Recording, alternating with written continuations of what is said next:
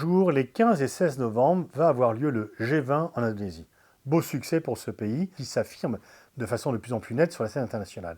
Le G20 sera un moment important sur fond de guerre d'Ukraine, de tensions entre États-Unis et Chine, avec la question qui s'est longtemps posée, est-ce que Poutine va assister à ce sommet? Qu'est-ce que le G20? C'est la réunion des 19 pays les plus importants d'un point de vue économique avec l'Union européenne. Il est représenté au niveau des chefs d'État, chefs de gouvernement, avec également les ministres de Finances et les gouverneurs des banques centrales. On y retrouve l'Australie, la Russie, le Royaume-Uni, l'Italie, l'Allemagne, la France, l'Union européenne, la Turquie, l'Arabie saoudite, l'Indonésie, pays hôte, l'Inde, la Corée du Sud, le Japon, la Chine, le Brésil, l'Argentine, les États-Unis, le Mexique, le Canada et l'Afrique du Sud. Bien qu'elle fasse partie des 20 premiers pays, l'Espagne n'est pas officiellement membre des G20, mais elle est invitée permanente. Sont également invités des organisations nationales, comme les Nations Unies évidemment, mais également l'Union africaine et aussi l'OMS ou l'OMC, l'Organisation mondiale du commerce. Première apparition de ce qui va devenir le G20,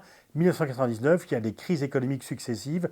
Paul Martin, le ministre canadien des Finances, invite quelques-uns de ses homologues étrangers pour faire face à ces crises et gérer en commun les défis qui se posent aux économies des plus grands pays du monde. Mais c'est également en 2004 où Jacques Chirac, qui veut se réconcilier avec les États-Unis suite à son refus de la guerre d'Irak, il doit héberger le G8 qui se réunit et il pense inviter d'autres grands pays hors G8 pour un peu éviter un tête-à-tête trop pesant entre la France et les États-Unis et donner un côté plus multilatéral au G8. C'est en 2008 que le G20 va commencer à s'institutionnaliser. Le monde est frappé par une très grave crise économique. Nicolas Sarkozy et Gordon Brown réunissent les chefs d'État et de gouvernement du G20 pour faire front commun face à la crise et éviter des réponses individuelles et nationales qui auraient aggravé cette très grave crise qui a failli emporter le système économique. Nicolas Sarkozy dit qu'il ne faut pas moins repenser le système financier et refonder un nouveau Bretton Woods. Et à partir de là, on peut dire que même si le G20 n'a pas empêché la crise, même s'il ne l'a pas entièrement résolue, il a au moins empêché qu'elle ne se répande, qu'elle ne s'approfondisse, et il a permis de sauver l'essentiel. À partir de ce moment-là, c'est devenu un rendez-vous régulier entre ces pays. Le système est simple, un peu comme à l'image du G8 redevenu G7, c'est une présidence tournante, il y a un sommet annuel qui est hébergé chaque année par l'un des pays membres de ce club. Club un peu plus élargi bien sûr que le G7, et autant le G7 est le club des pays occidentaux, le G20 est censé être plus représentatif de la diversité du monde. C'est pas l'ONU, parce que certains pays ne sont pas représentés, mais ce n'est pas seulement un club purement occidental, comme l'est le G7, surtout après qu'il ne soit plus le G8 à partir de 2014, lorsque la Russie a été exclue de ce G8. Souvent on accuse le G20 d'être un directoire mondial, ou parfois on l'accuse d'être tout à fait inefficace ou incompétent. Ce n'est ni l'un ni l'autre.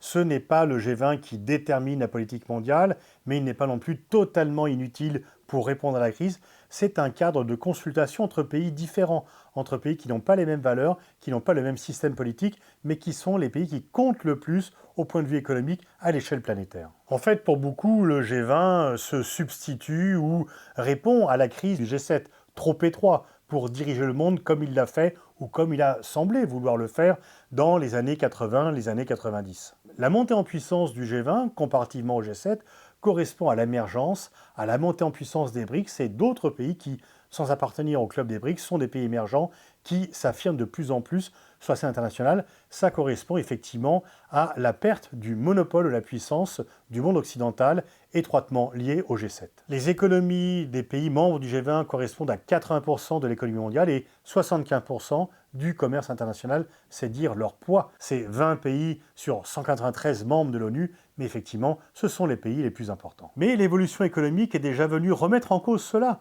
Des pays comme le Vietnam ou la Thaïlande pourraient être légitimement y participer.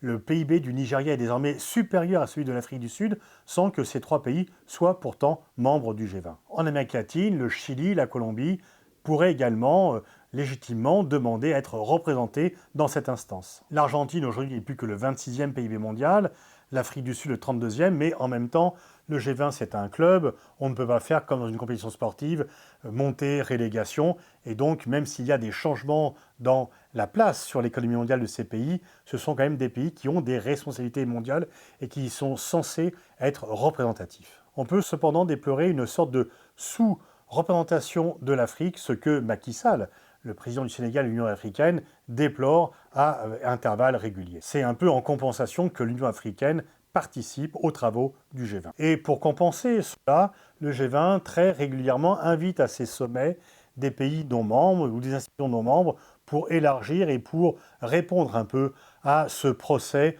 en moindre légitimité. Ces pays représentent d'ailleurs également 75% des émissions de gaz à effet de serre et ils sont souvent critiqués pour une action insuffisante pour lutter contre le réchauffement climatique. Et pour cette raison, il est souvent critiqué, il y a des manifestations qui viennent contester, et on sait maintenant que tout sommet international fait l'objet de contestations, notamment de la part d'ONG et de la société civile. Alors bien sûr, cette année, le G20 a une importance toute particulière.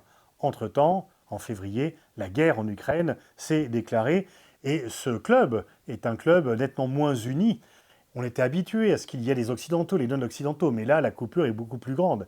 Et d'ailleurs, les Américains avaient demandé à ce que Poutine ne participe pas, ne soit pas invité par l'Indonésie à participer au sommet du G20.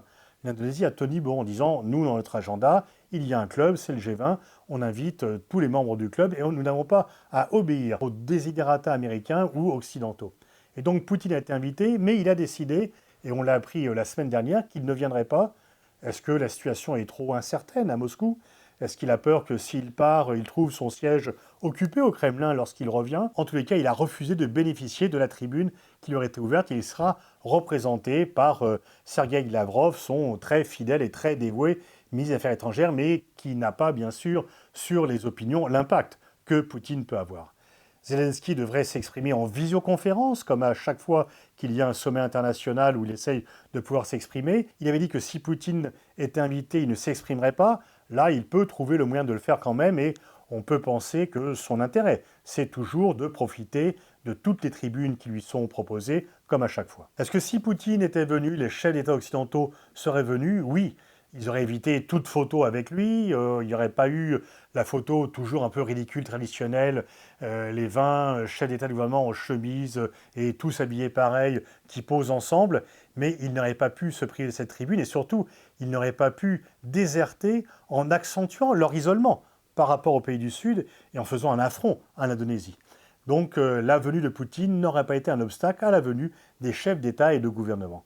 Mais on peut dire que l'absence de Poutine leur rend service et qu'il est beaucoup plus confortable pour eux de n'être pas confrontés à même une réunion où, finalement, au cours des séances, même sans photo en commun, ils auraient été dans la même salle que Vladimir Poutine. Finalement, une instance comme le G20 est bienvenue parce qu'il y a de plus en plus de non-communication, de plus en plus d'hostilité, guerre en Ukraine, réchauffement climatique, tensions entre la Chine et les États-Unis, plus les multiples conflits qui traversent la planète et les problèmes structurels, dont la crise économique qui se dresse face à nous, les instances de concertation et de consultation ne sont pas suffisamment nombreuses pour qu'on puisse déplorer que celles-ci existent. Ce n'est pas au G20 que la guerre en Ukraine va être résolue. Ce n'est pas au G20 que le réchauffement climatique sera finalement combattu de façon définitive. Mais ce sont des réunions où les gens commencent à se parler et en fait on peut plutôt déplorer la division de plus en plus grande du monde. Depuis 2008, on peut dire que par rapport à l'agenda international, jamais un G20 n'a été autant attendu, autant dramatisé. Bien sûr, l'absence de Poutine fait un peu baisser les tensions, mais en tous les cas, les sujets seront très nombreux sur la table et rarement des G20 en auront suscité autant de curiosité et d'attention que celui qui aura lieu en Indonésie cette semaine.